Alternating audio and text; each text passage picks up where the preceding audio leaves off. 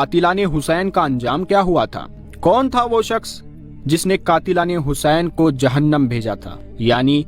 कातिलाने हुसैन को कैसे तड़पा तड़पा कर मारा था?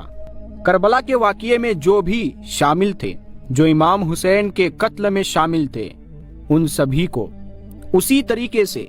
एक शख्स ने सजाएं दी, उसी तरीके से तड़पा तड़पा कर मारा जैसे इमाम हुसैन के साथ उन जालिमों ने किया था। तो कौन था वो शख्स, आज हम जानेंगे। प्यारे दोस्तों, हजरत इमाम हुसैन रज़ियल्लाहु ताला अन्हु यजीद पर ज़ाहिरी फतह हासिल ना कर सके,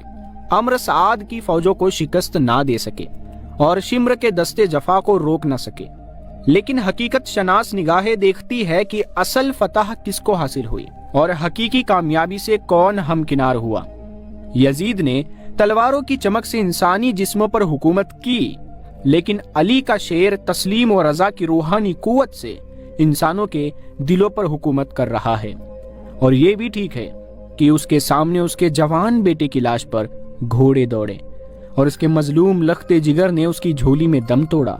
और फिर उसका अपना सर भी नेज़े पर चढ़ गया और दुनिया वालों ने आले मुस्तफ़ा सल्लल्लाहु ताला अलैहि वसल्लम के नौ निहालों को मैदान करबला में खाक व खून में तड़पते देखा। मगर दुनिया वालों को अभी ये देखना बाकी था कि खुदाई की ताकत की खामोश तलवार जब जालिम इंसानों के सरों पर चमकती है तो फिर उनका नामो निशान तक मिटा देती है। चुनांचे मुख्तार सख्फी, जो किसी सल्तनत का बादशाह नहीं था, किसी ममलिकत का हुक्मरान नहीं था और उसके पास कोई ताकत, कोई फौज नहीं थी, निहायत ही बेसरो सामानी के आलम में हजरत इमाम हुसैन की हिमायत में उठता है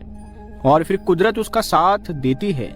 उस एक मामूली से इंसान को कूफा का हाकिम बना देती है। मुख्तार सख्फी ने कूफे का हाकिम बनने के बाद जो पहला हुक्म जारी किया वो ये था कि जिसके घर से भी कातिलाने हुसैन की निशानदेही हुई और जिसने भी इन जालिमों को पनाह दी, उसके मकान की बुनियादें तक उखाड़ दी जाएगी और पनाह देने वाले के बाल बच्चों को भी तहे तेग कर दिया जाएगा। खुदा की शान बेनियाजी का करिश्मा तो देखो कि आज से कुछ जमाना पहले जिस कूफा में इब्ने जियाद ने ये ऐलान करवाया था कि जिस घर से हजरत मुस्लिम और उसके बच्चों की इत्तला मिली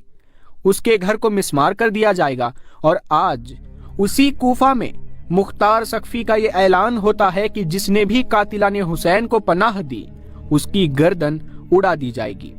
वो कूफा वाले जिन्होंने इमाम पाक से धोखा किया, दगाबाजी और बेवफाई नहीं बेईमानी की, आज मुख्तार के इस खौफनाक ऐलान से कांप गए और मैदान करबला में जुल्म सितम करने वाले पहाड़ों और जंगलों में छुपने लगे। मगर शायद वो ये नहीं जानते थे कि कहरे इलाही जब करवट लेता है तो फिर कौमे लूत को नेस्तो नाबूद कर देता है, कौमे लूत को हस्ती से मिटा देता है और बस्तियों की बस्तियां उजाड़ देता है। मुख्तार की फौज ने हर तरफ तलाश शुरू कर दी और फिर किसी को तहखाने से, किसी को पहाड़ की चोटी से और किसी को जंगल से पकड़कर शाम से पहले पहले तमाम कातिलाने हुसैन को मुख्तार सख्फी के सामने हाजिर कर दिया। अम्र साद को देखकर मुख्तार सख्फी की आंखों में खून उतर आया और गरज कर बोला,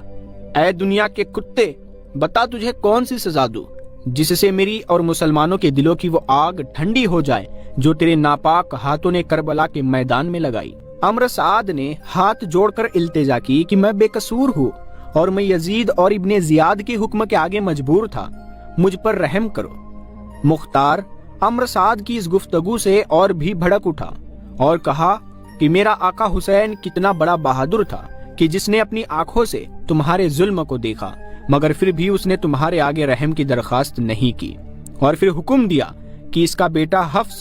सामने लाया जाए और अम्र साद के सामने इसके बेटे की गर्दन तन से जुदा कर दी जाए, ताकि इस जालिम को मालूम हो जाए कि अकबर की लाश को तड़पता देखकर हजरत इमाम हुसैन के दिल पर क्या गुजरी होगी। हुक्म की तामील की गई और अम्र साद के बेटे हफ्स की लाश उसकी आंखों के सामने तड़पने लगी। अम्र साद रहम की दुहाई दे रहा था कि जल्लाद ने तलवार से उसका सर भी उड़ा दिया। अम्र साद को इसके जुल्म और सितम की सजा देने के बाद मुख्तार ने शिम्र से कहा कि तू वो बदबख्त इंसान है जिसने नवासा रसूल की मुबारक छाती पर चढ़कर गले पर खंजर चलाया था। उठ और पहले मेरे आगे वो तेरा पलीद हाथ कर जिनसे तूने खंजर उठाया। शिमर रोने लगा और कहने लगा कि मुझे अम्र साद ने मजबूर किया था। मुख्तार ने डांट कर कहा, तुझे शर्म नहीं आती? फातिमा के लाल ने तो मुस्कुरा कर जान दी और तू चिल्ला रहा है, आगे कर वो हाथ। शिमर ने फिर दरखास्त की कि मैं इस वक्त बहुत प्यासा हूँ, 2 घूंट पानी पिला दो। मुख्तार ने फिर कहा, ऐ जलील कुत्ते, क्या तूने जिगर गोश बतूल को खंजर चलाने से पहले पानी पिलाया था, जो आज मुझसे पानी मांग रहा है? शिमर ने हाथ आगे किया, मुख्तार ने तलवार मारी और शिमर के दोनों हाथ जमीन पर थे और फिर मुख्तार ने शिमर के गले पर खंजर खुद चलाकर उसको खत्म किया।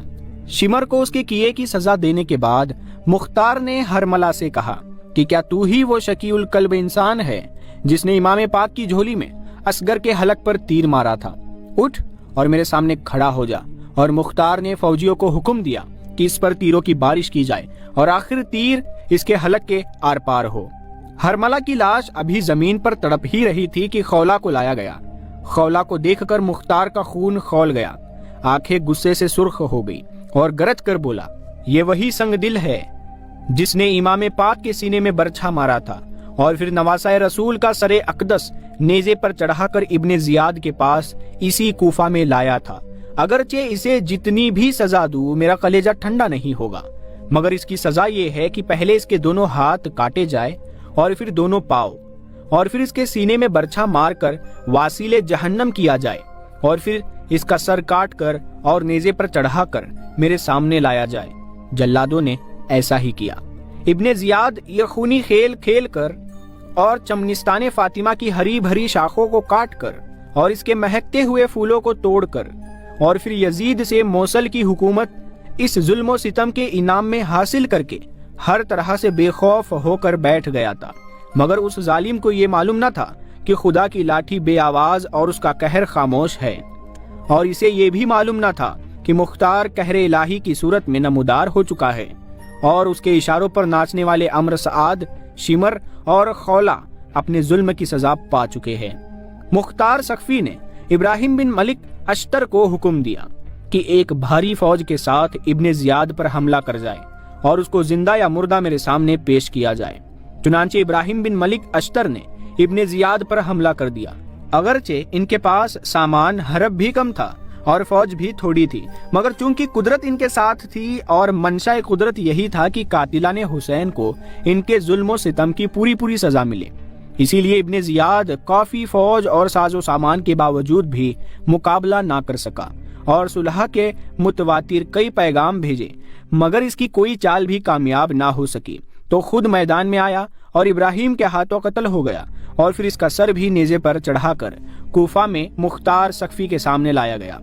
यजीद के इन फौजी अफसरों को कत्ल करने के बाद मुख्तार ने हुक्म दिया कि अब हर वो शख्स जो करबला में अम्र साद के साथ था उसको भी कत्ल कर दिया जाए और नहरे फरात पर कब्जा करने वालों, लाशों पर घोड़े दौड़ाने वालों और तीर चलाने वालों का भी खात्मा किया जाए। चुनांचे ऐसा ही किया गया और जब मुख्तार तमाम दुश्मनाने अहले बैत और कातिलाने हजरत इमाम हुसैन रदी अल्लाह ताला अन्हु को वासीले जहन्नम कर चुका तो फरमाया कि इनकी सजाओं से मेरी आग नहीं बुझी, ये तो मैंने सिर्फ अपना फर्ज अदा किया है, असल सजा तो इनको हश्र के दिन मिलेगी। अहले बैत अतहार पर जुल्म सितम करने के बाद इतरत पैगंबर अलैहिस्सलाम को अपने कहर व गजब के तीरों का निशाना बनाने के बाद और मैदान करबला में आले मुस्तफ़ा अलैहिस्सलाम को भूखा प्यासा शहीद करने के बाद आखिर यजीद पर भी वो वक्त आ ही गया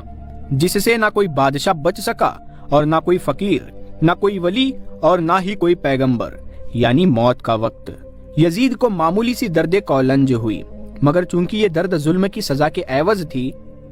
इसलिए अजाब बन गई। 3 दिन और 3 रातें बिस्तरे मर्ग पर तड़पता रहा। पानी का कतरा मुंह में डाला जाता तो वो भी तीर बनकर हलक में उतरता, रोटी का टुकड़ा खाता तो तलवार बनकर पेट में जाता। आखिर 3 दिन इस अजाब में मुब्तला रहने के बाद भूखा प्यासा एड़िया रगड़ रगड़ कर और सर पटक पटक कर मर गया। मरने से पहले यजीद ने अपने बेटे मुआविया को बुलाकर उमूर सल्तनत के मुतालिक कुछ वसीयतें करना चाहिए, मगर उसने अभी शुरू ही किया था कि मुआविया यानी उसका बेटा चिल्ला उठा कि जिस हुकूमत की बुनियाद अहले बैत के खून से रखी गई है मैं इस हुकूमत पर थूकता भी नहीं। फिर भी यजीद के मरने के बाद लोगों ने जबरदस्ती मुआविया को जबरदस्ती तख्त पर बिठा ही दिया। لیکن ابھی وہ بیٹھا ہی تھا کہ چیخ مار کر اور یہ کہہ کر اٹھ بیٹھا کہ اس تخت سے مجھے حسین کے خون کی بو آتی ہے، اور پھر وہ اپنے حجرہ میں ایسا چھپا کہ 15 دن کے بعد اس کی لاش ہی نکلی۔ تو پیارے دوستو، اسی طرح سے مختار ثقفی نے قاتلان حسین سے یہ بدلہ لیا، اور جن جن لوگوں نے کربلا کے میدان میں امام حسین پر ظلم و ستم کیا تھا، ان سبھی کو مختار ثقفی نے بہت ہی اچھی طرح